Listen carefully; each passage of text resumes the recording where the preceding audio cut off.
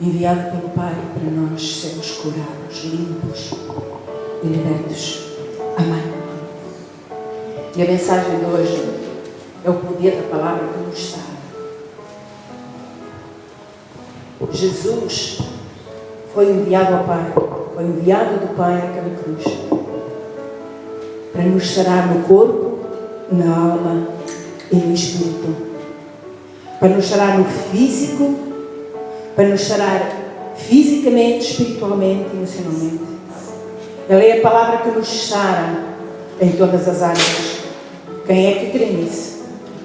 Então eu profetizo que você hoje vai sair daqui curado, restaurado de toda a sua enfermidade.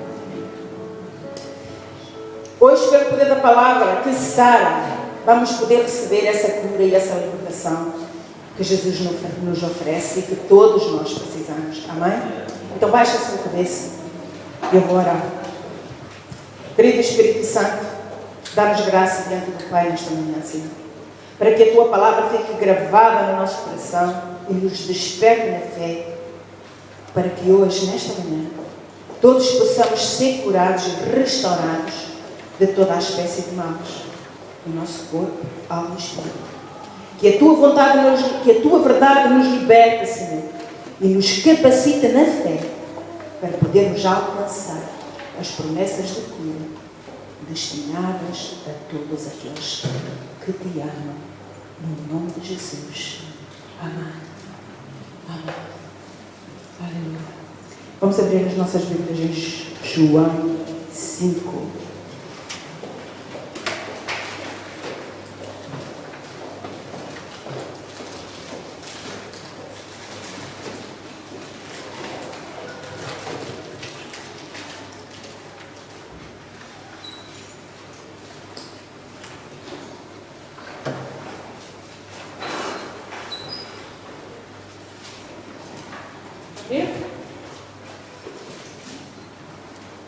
Então João 5, versículo 1 diz: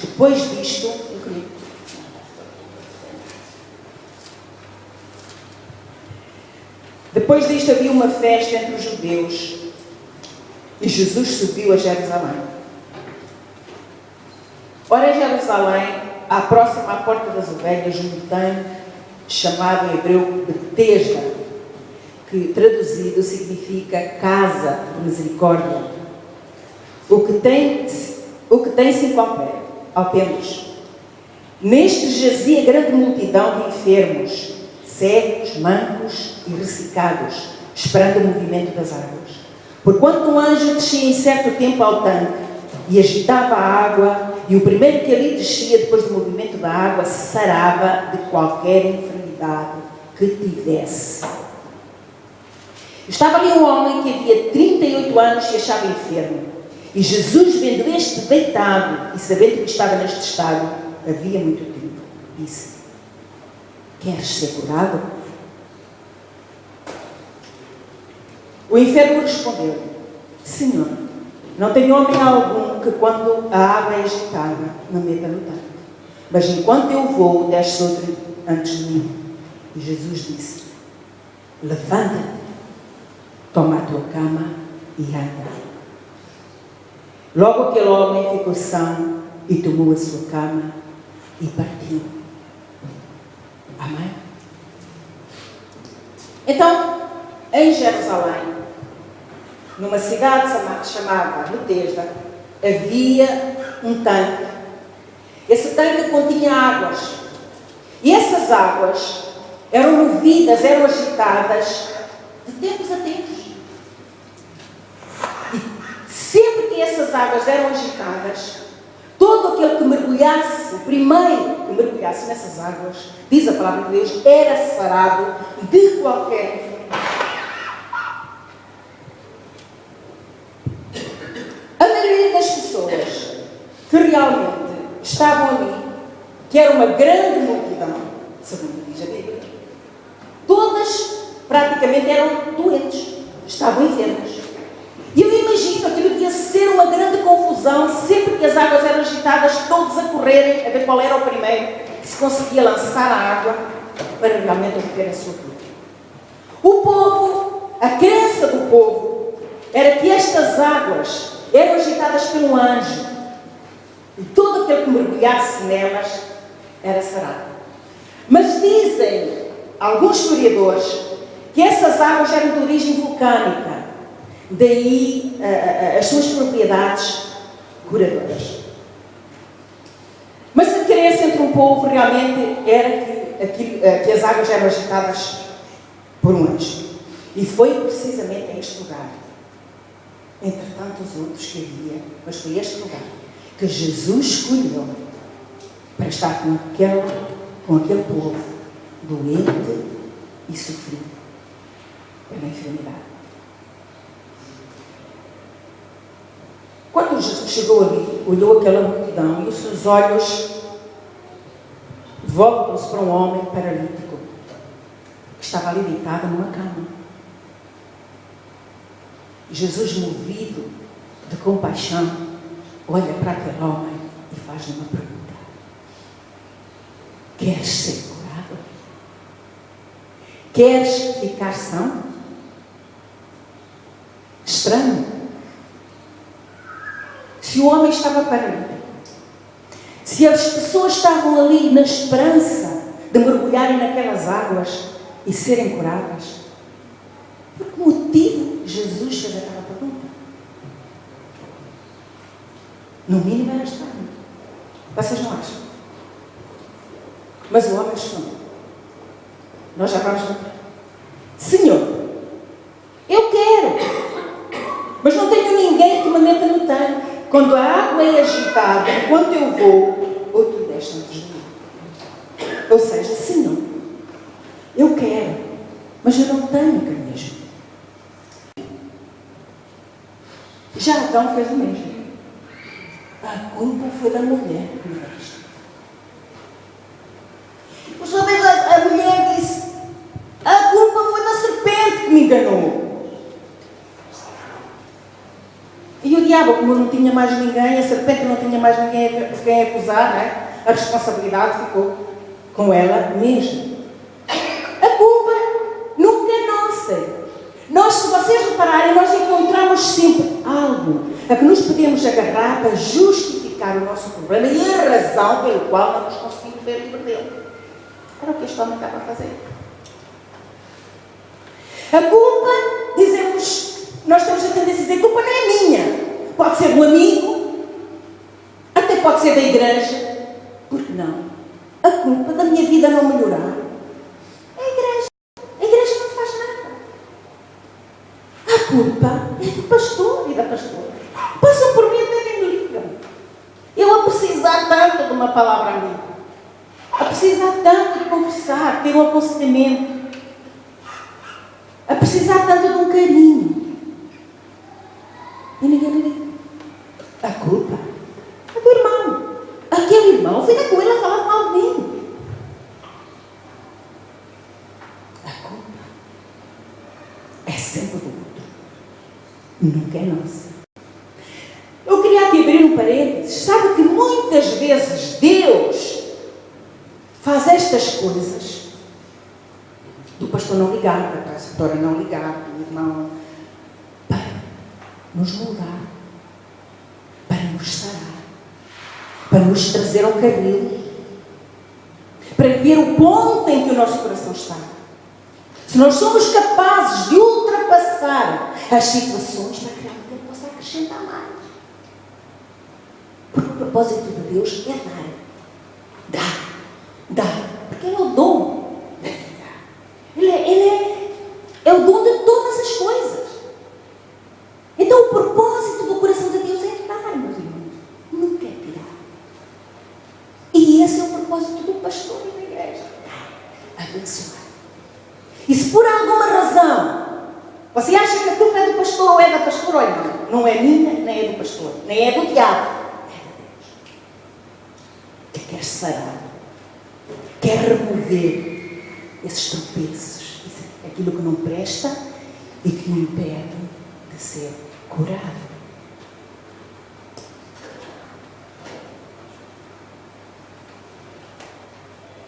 Há muita gente na igreja a pensar assim, irmãos, a fugir dos seus problemas, dos seus erros e a transferir a responsabilidade para os outros. Aquele homem estava à espera de resolver o seu problema através de alguém. Não de Deus. Ninguém me compreende. Ninguém me compreende. Vivo amargurada, vivo doente, vivo cheio de problemas em várias áreas da minha vida e ninguém me compreende. Quem é que já pensou assim? Pelo menos uma vez na vida. Levante lá o braço daqui para cima. Eu não quero. Olha, eu já pensei. Será que sou eu? Eu já pensei. E nos momentos complicados da minha vida, também já os passei, e continuo a passar, todos nós passamos, eu dizia muitas vezes para Deus: Senhor, eu estou sozinho. Sou eu e tu.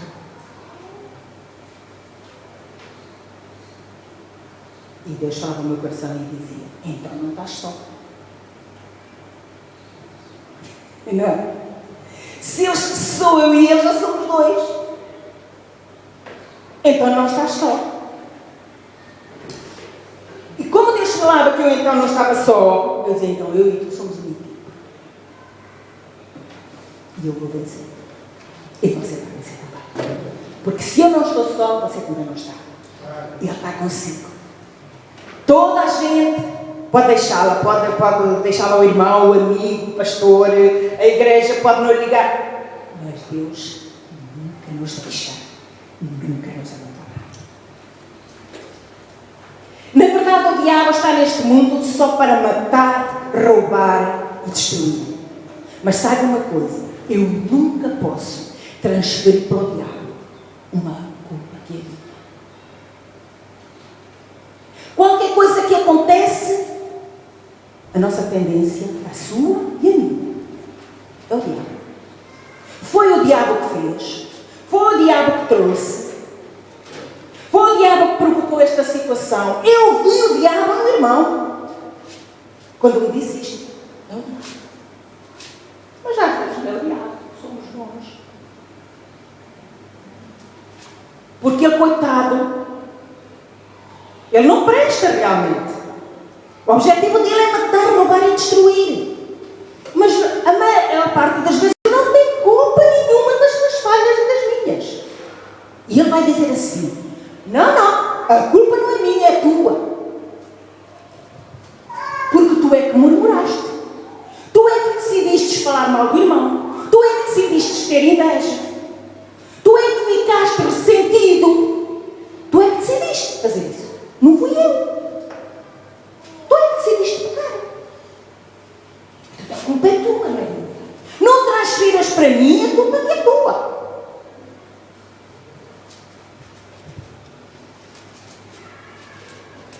Isaías 59:4 diz assim: ninguém que clame pela justiça, nem ninguém que compareça em juízo pela verdade.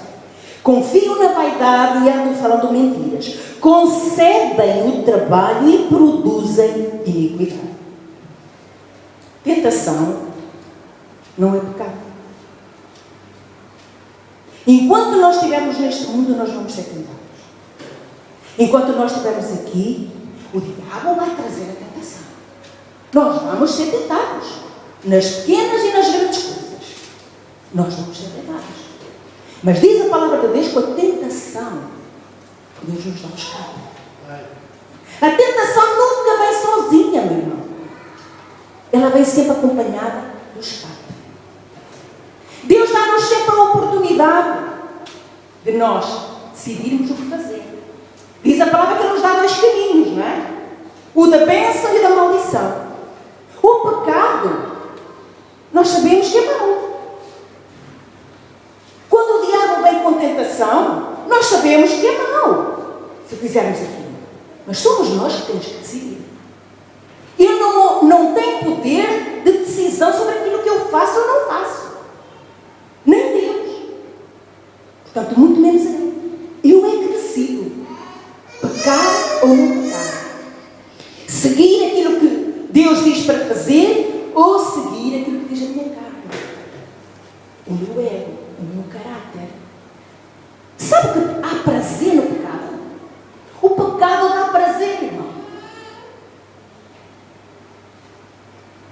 As pessoas têm prazer, as pessoas mentirosas têm prazer em mentir. Têm ou não têm? Têm. Elas só se sentem bem a forjar coisas a mentir. As pessoas que murmuram têm prazer em fazer isso. Elas estão sempre de ouvido atento a ver o que podem ouvir para depois irem fofocar para o outro lado. E às vezes já não é nada daquilo que se passou, da conversa que se passou.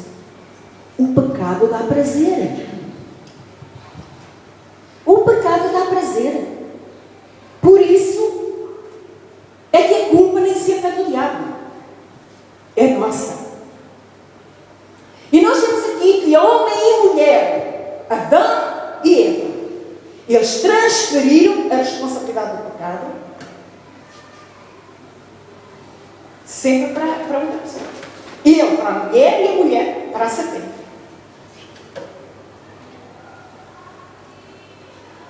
Não podemos culpar o diabo das nossas escolhas, porque ele vai dizer que realmente a culpa não é dele.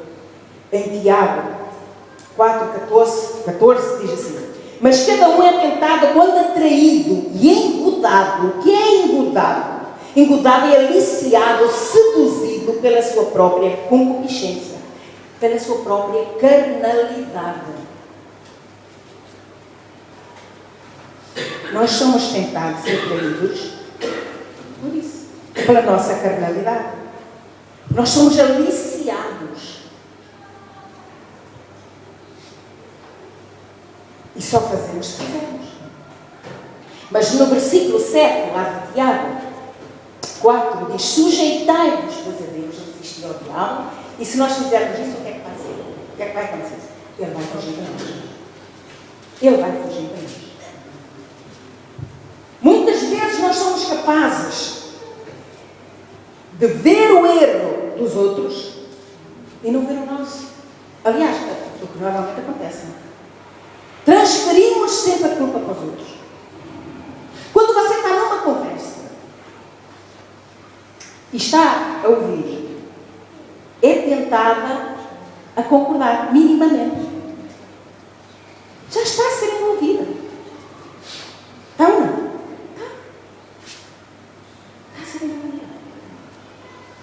Há pessoas que têm o dom da murmuração. Elas não conseguem estar 5 minutos ao pé de ninguém que não estejam. É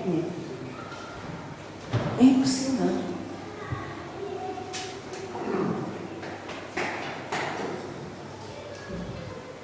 Diz em Lucas 6,41: e porque atentas tu no argueiro que está no olho do teu irmão e não repares na trave que está no teu olho? Ou como podes dizer ao teu irmão, deixa-me tirar o argueiro do teu olho, não atentando tu mesmo na trave que está no teu olho? E depois diz: hipócrita, tira primeiro a trave do teu olho. E então, depois de tirares a trave do teu olho, verás bem para tirar o argueiro que está no olho do teu irmão. Enquanto eu não tirar a trave que está no meu olho, eu não vou para tirar a trave que está no olho do meu irmão. Eu não vou ver. Eu se tirar os meus olhos, ontem estava na sala de conversação, porque ia deixar os óculos em casa. Se eu tiver uma trave no meu olho, como é que eu vou ver o argueiro no olho do meu irmão? Eu não vou ver bem. Antes de eu olhar para o problema, para o erro, o irmão tem que olhar para o meu. Porquê que o diabo se levanta tanto nestas áreas na igreja, irmão?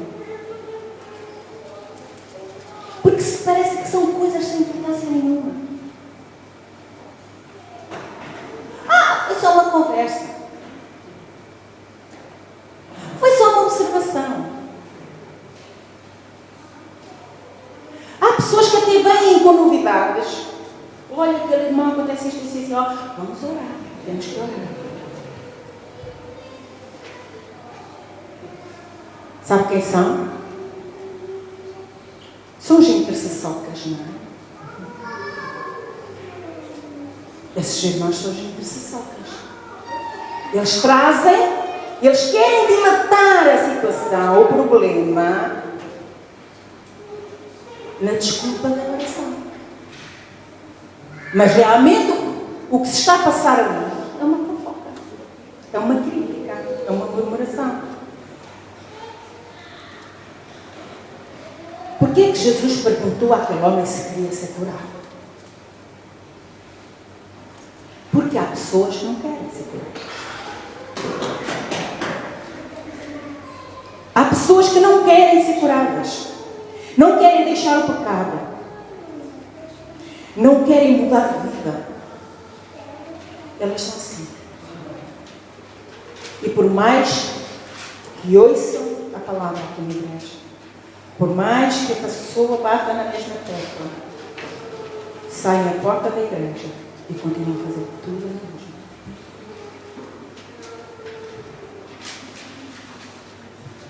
Sabe que muitas vezes, ou se não a maioria das vezes, não é o diabo que estraga a igreja. Somos nós. Porque não mudamos de atitude. Não queremos mudar. Temos prazer realmente no pecado. O pecado dá prazer.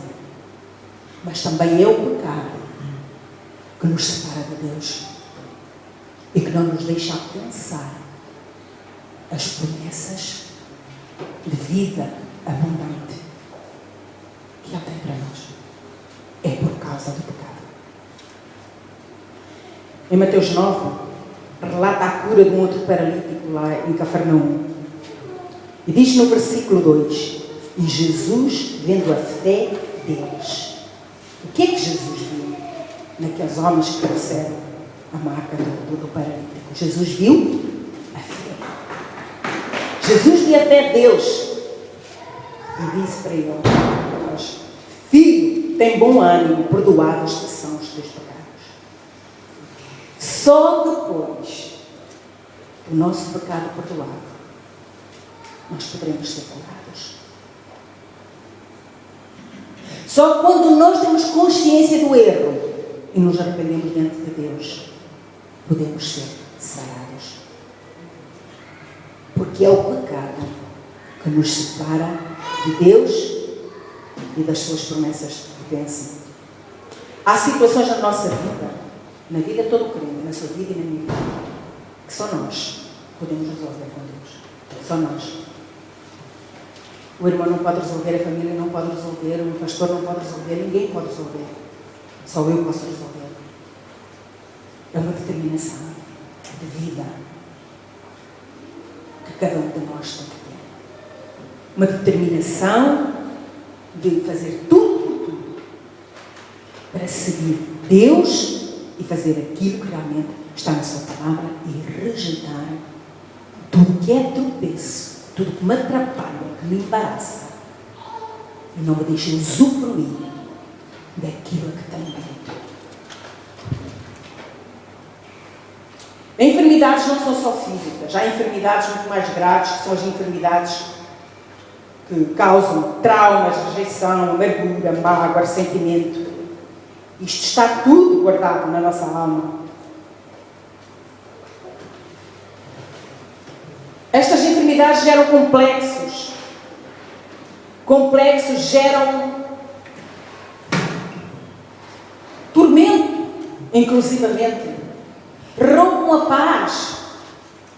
Escravizam-nos. Uma pessoa com trauma, ela não consegue fazer, com trauma sobre qualquer área, ela não consegue fazer nada relacionado com aquela área. Ela fica completamente desorbitada. Ela fica destabilizada, não consegue, porque ela está traumatizada naquela área. Mas ela tem que reconhecer que ela tem um problema naquela área. Ela tem que ir à origem, ver de onde é que esse problema vem, para que realmente Deus a possa sarar.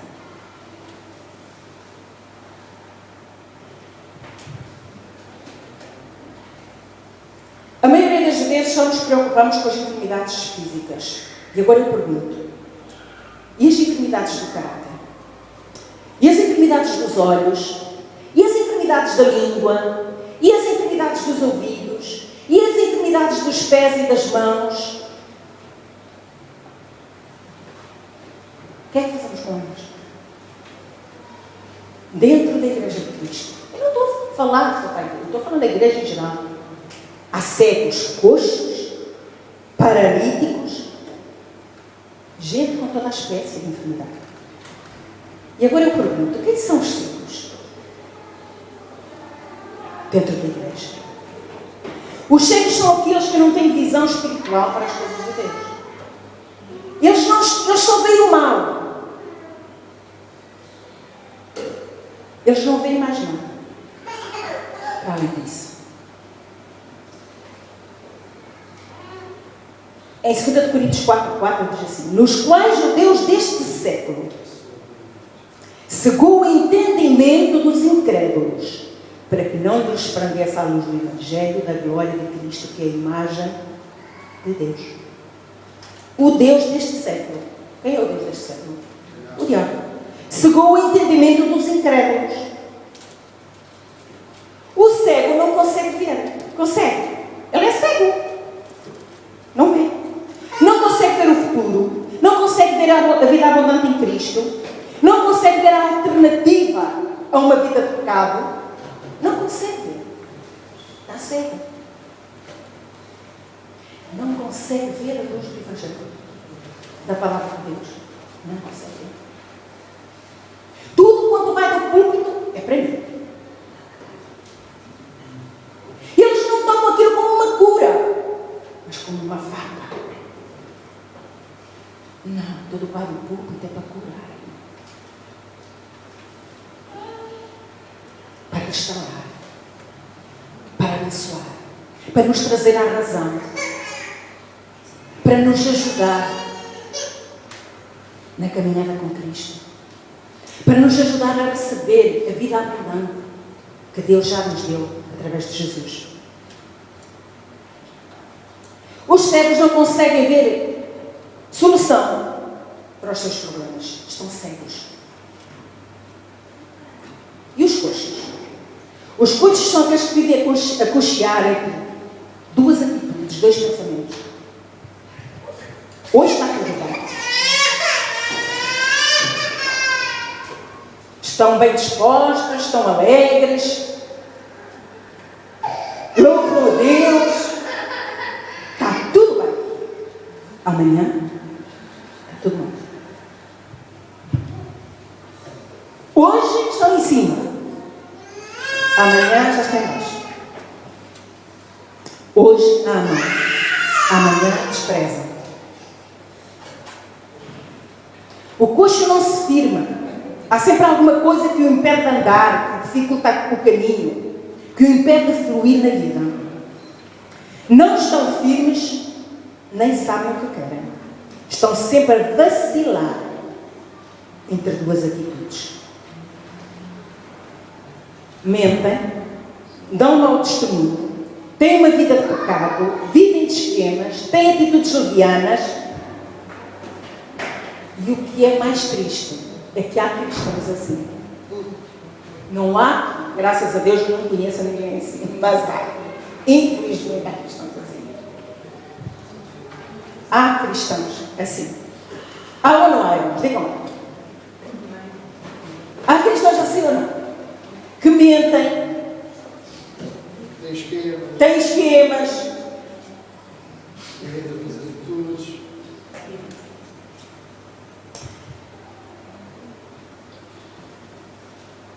E os paralíticos? Quem são os paralíticos?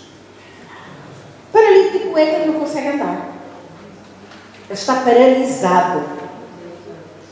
Não consegue progredir na vida cristã, ir em frente com Deus, fazendo de Jesus o seu Senhor em todas as coisas. Ele não consegue. Os anos vão passando. Eles estão sempre no mesmo sítio, não se movem. Não aproveitam as oportunidades para crescerem, não conseguem andar, estão parados, acomodados, à espera que alguém os ajude a livrar-se da situação. Como aquele paralítico. É assim que muita gente está na igreja. À espera que alguém os ajude. Que alguém faça alguma coisa por eles. Estão focados no alvo errado. Como aquele homem. Jesus dizia que não podia fazer nada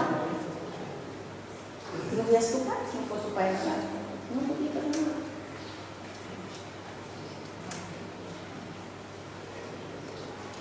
Então, se ele não podia fazer nada, a culpa era de quem? Daquilo que ele não podia fazer. Nossa.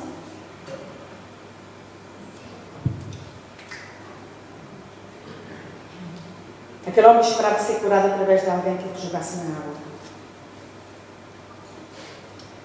Mas em segundos, pela ordem da palavra que Jesus deu, aquele homem foi sarado da sua enfermidade. Sem ter necessidade que alguém agarrasse nele e o atirasse para a água. Há algo que nós temos que fazer na nossa vida, meus irmãos, se nós queremos decidir. Eu não posso olhar para aquilo que eu vejo. Eu tenho que olhar para aquilo que eu quero. Eu não posso olhar para aquilo que eu posso usufruir através do meu irmão. Eu tenho que olhar para Deus, porque Ele é a fonte, Ele é a minha fonte. É o que me cura, o que me abençoa, o que me liberta. Ele é a fonte de toda a minha provisão. É para Ele que eu tenho que olhar. Mas há uma coisa que eu tenho que fazer. Eu tenho que reconhecer as minhas faltas. Eu tenho que reconhecer as minhas más atitudes. E eu tenho que me arrepender delas de uma vez por todas. Eu tenho que dizer não àquilo que me separa de Deus. Àquilo que Deus abomina. Eu tenho que dizer não.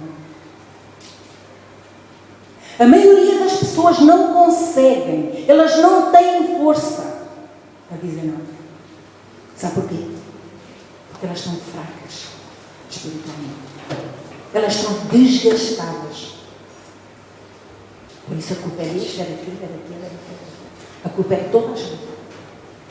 Mas eles não têm poder.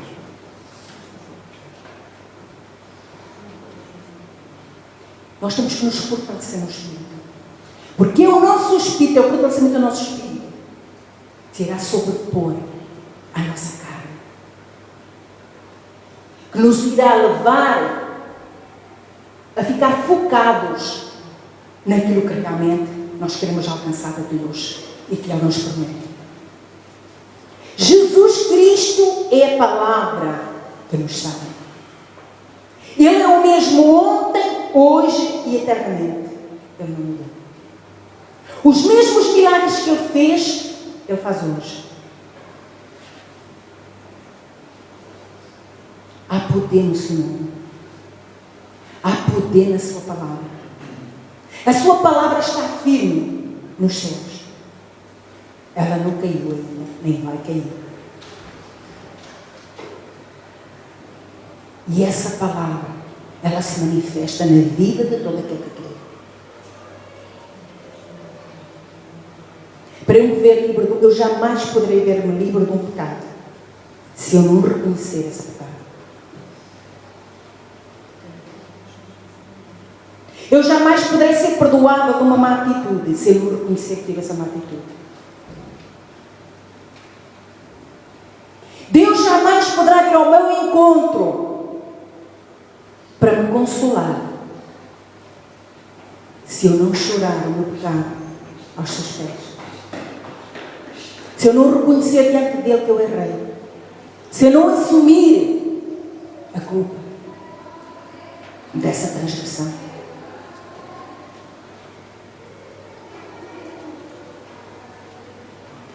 Em segundos, uma simples palavra de Jesus operou um milagre. um milagre que ele esperava há 38 anos. Ele disse: levanta-te, toma a tua cama e anda. No poder e autoridade da palavra de Jesus, o paralítico levantou-se e imediatamente começou a andar. Em Salmo 107, 20, diz: Jesus é a palavra enviada à cruz para nos sarar e livrar da destruição. Toda a enfermidade, toda, tem em ela o nome que tiver. Tem poder para a destruição. Tem ou não tem? Toda. Seja enfermidade física, seja enfermidade espiritual. Toda a enfermidade tem poder para a destruição. Mas Jesus veio para nos sarar e libertar de todas. Quem é que crê que Jesus tem este poder hoje? Quem é que crê no poder da palavra que sara e que liberta toda a destruição? Quem é que tem consciência que tem que se arrepender diante de Deus, pedir perdão e tomar decisão de uma nova vida com Cristo, para poder ser curada e restaurada? Quem é que crê que a culpa não é de ninguém, mas é sua?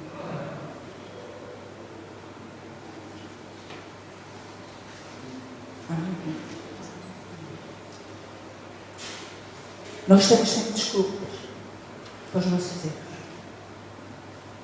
Quando estamos enfraquecidos em Jesus, quando estamos enfraquecidos no Espírito, quando não temos palavra, a palavra é a lâmpada, é a luz para nós, para a nossa vida. Se nós não temos palavra, se nós não temos o Espírito, então estamos à mercê da nossa sorte. Amém? E o diabo faz connosco aquilo que ele quer. As maravilhas que Jesus operou no passado, ele pode operar hoje através da sua palavra. Mas nós temos que decidir. Eu em tempos conheci uma moça. Ela era tremenda. Ela era um espetáculo. Eu lembro-me dela com saudade e hoje pergunto onde é que ela estará. Ela amava a Deus. Ela recebeu Jesus como Senhor Salvador. Ela veio algumas vezes à igreja, mas ela não conseguiu ver a alternativa que Deus lhe estava a oferecer para mudar a vida. Ela não viu, não conseguiu ver. Eu falava com ela, eu mostrava-lhe que Deus tinha outro caminho para ela, que Deus iria trazer livramento, que havia hipótese dela mudar de vida. E era assim: para mim não posso. O que é que eu vou fazer da minha vida? Não posso. Assim como eu não posso ir à igreja, porque eu não posso andar com Deus e com o diabo.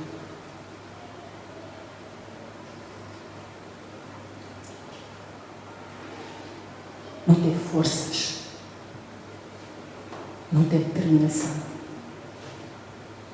E hoje eu não sei nada dela. Um coração tremendo ela tinha. E eu acredito que Deus tinha um propósito para aquela mulher. Mas também há cristãos dentro da igreja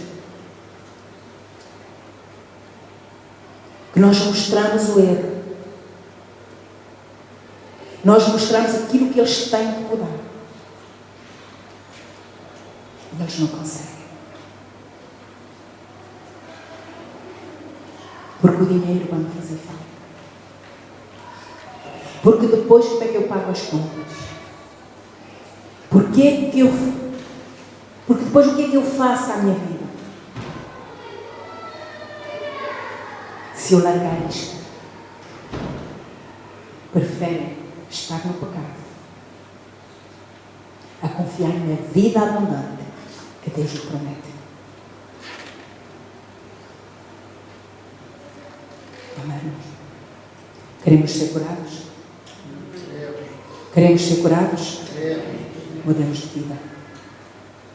E Deus nos restaurará. A culpa não é da igreja. A culpa não é do pastor. A culpa não é do irmão. A culpa não é da crise. A culpa não é do governo. A culpa não é da família.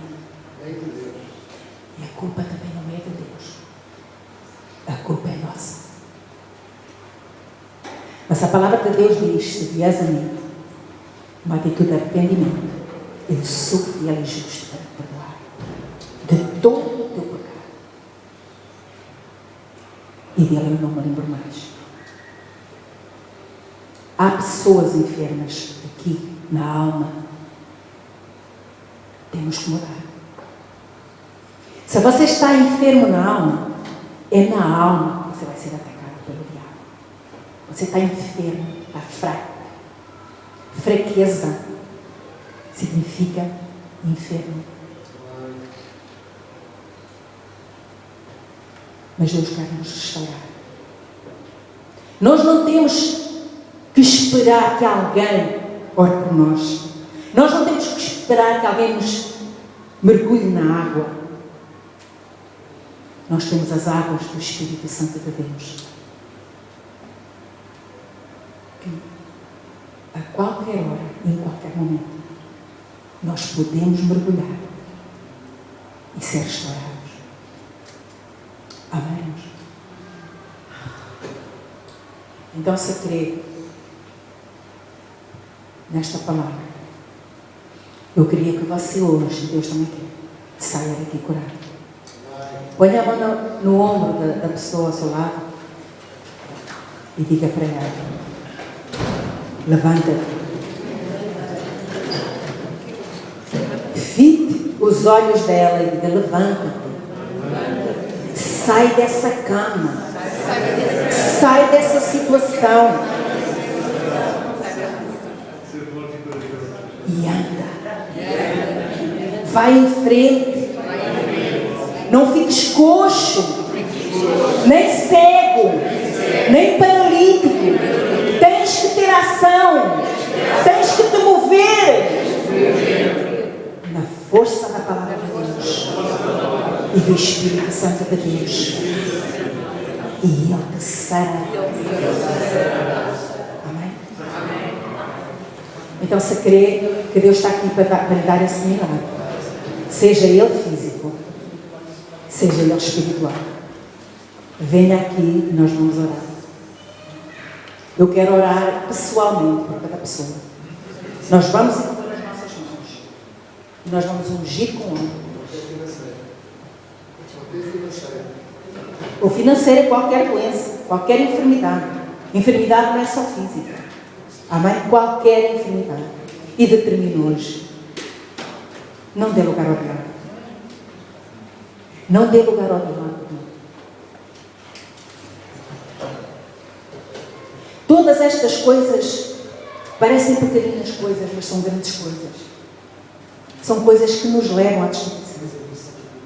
São coisas que impedem a igreja de crescer. São coisas que impedem que a sua vida seja abençoada. Será que Deus mudou? Será que Deus não ama o seu povo como o amava naquela altura? Será que Jesus tem que vir de novo cá para morrer, para que realmente haja luz? Se faça luz nas nossas cabeças e possamos usufruir daquilo que Ele nos promete? Ele não vai cá voltar. Então temos que decidir: ou vencemos ou morremos. Se você está neste lugar, é porque você crê na palavra de Deus. Se você crê nesse lugar, você está aqui neste lugar, é porque você tem esperança que Deus pode operar na sua vida. É porque crê que Deus é fiel para poder cumprir as suas promessas em si, sejam elas de cura, de transformação, seja o que for. Uma das coisas que nós temos que fazer, irmão, não disponibilize os seus ouvidos. para uma conversa que não seja sadia. Não ponha os teus ouvidos à disposição. Mostra a palavra ao irmão. Porque se nós não alimentarmos o Espírito, ele não vai proliferar. Sabe porquê é que o Espírito prolifera na igreja? Porque ele é alimentado. O irmão vai com fofoca, o irmão vem com intriga, vem com queixa. Nós temos o ouvido para ouvir. E além do ouvido, muitas vezes temos a nossa opinião. E nem sempre é de acordo com a palavra de Deus. Então não disponibilize o seu ouvido. Disponibilize o seu ouvido para aquilo que é bom, agradável de ouvir. Para aquilo que é a vontade de Deus. Disponibilize o seu ouvido para ouvir realmente as fraquezas do irmão, a necessidade do irmão, para você ajudar. Isso sim. Não para fofoca, não para crítica, não para murmuração. Porque depois você não consegue alcançar as bênçãos de Deus. E a culpa é sua. E minha. Amém? Decida hoje. É isso mesmo. Vamos abrir nossa boca para abençoar. Vamos abrir o nosso coração para amar. Você viu Jesus tratar alguém mal, mesmo sendo pecador? Viu? O que é que Jesus fazia? Amava. Atraía. Tinha compaixão. Tinha misericórdia. E é isso que nós temos que ter uns pelos outros. Porque uns têm umas fraquezas, outros têm outras. Uns estão doentes no físico, outros estão doentes no espírito, na alma. Todos estamos aqui para ser restaurados. Todos estamos em obras. Ninguém é melhor que ninguém. E quando eu aponto o dedo ao defeito de alguém, eu estou a dizer que eu sou melhor que ele. Igreja, vamos deixar Jesus curar? Você quer ser curado nesta manhã? Eu não ouvi. Mais alto. Você quer ser curado? Eu vou perguntar outra vez. Você quer ser curado nesta manhã? Diga, Senhor, eu quero. Diga mais uma vez, Senhor, eu quero ser curado. Deste mal, deste problema, desta situação. Eu quero ser curado, Senhor, da cegueira. Eu quero ser curado da paralisia, de tudo aquilo que me impede de ir em frente contigo. Eu quero ser curado, restaurado no meu corpo e na minha alma, no nome de Jesus. Diz a palavra de Deus em 1 Coríntios 11:23. Eu recebi do Senhor o que também vos ensinei, que o Senhor Jesus, na noite em que foi traído, tomou o pão. E tendo dado graças, o partiu e disse: tomai e comei, isto é o meu corpo, que é partido por vós. Fazei isto em memória de mim. Vamos tomar o pão. Em memória do Senhor.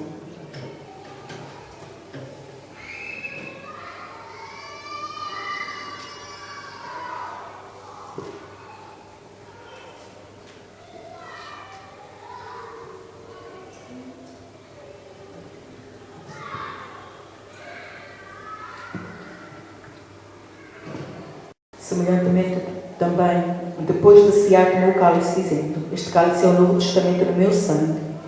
Fazei isto todas as vezes que beberdes em memória de mim.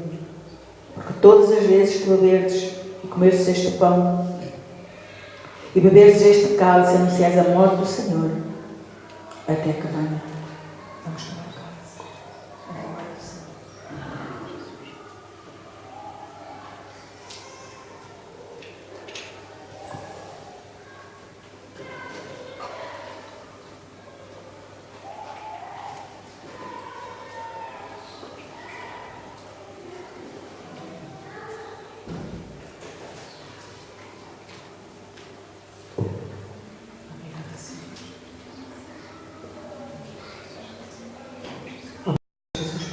por sentimentos, eu luto pela fé. E eu creio, Senhor, que o Teu Espírito Santo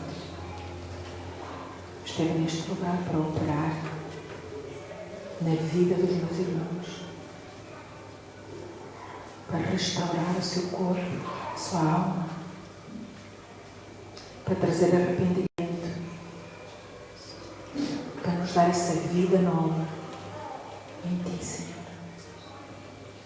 Essa vida abundante que Tu tens guardada para todos aqueles que Te amam.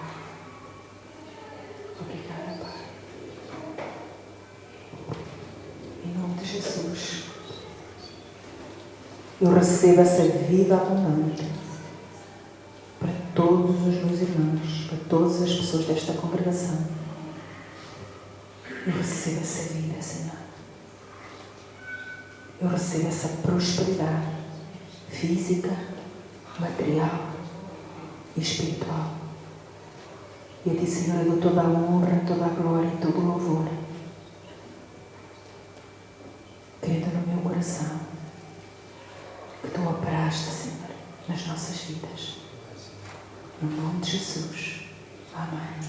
Amém. Amém. Dê uma salva de palmas a Jesus.